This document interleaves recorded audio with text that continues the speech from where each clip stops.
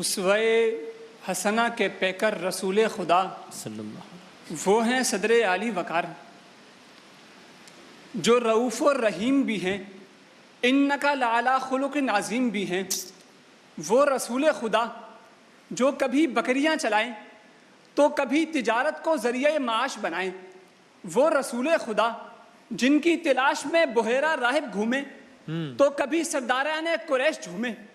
وہ رسول خدا جو شب ابی طالب کی سختیاں برداشت کریں تو کبھی نفرت کا پیڑ کاٹ کر انسانیت کی بھلائی کا دانہ کاشت کریں۔ کہ ذی وقار ان رسول خدا کی تمام شفقتیں دیکھ کر عالم انسانیت کا ہر ایک انسان یہ کہہ اٹھتا ہے، لقد کان لکم فی رسول اللہ اسوۃ حسنہ۔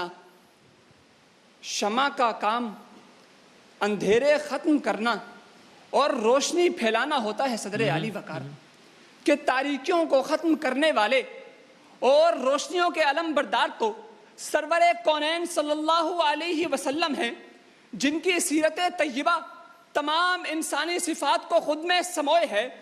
کہ بدر میں آپ توکل کریں تو احد میں صبر کریں، خیبر میں حملہ کریں تو خندق میں تکبیر کریں، حدیبیہ کے مقام پہ سیاست کے ذریعے فتح مبین حاصل کریں تو حنین میں یہ صدا لگائیں، انا النبی لا کذب انا ابن عبد المطلب۔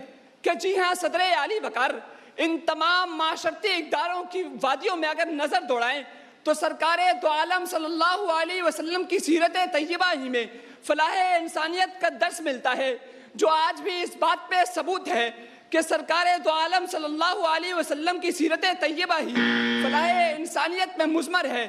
کہ شاہ دو جہاں تیری تعریف کے کیا کہنے، کہ تیری تعریف کے کیا کہنے، خود شاہد مرداں تیری تعریف کے کیا کہنے۔ شکریہ۔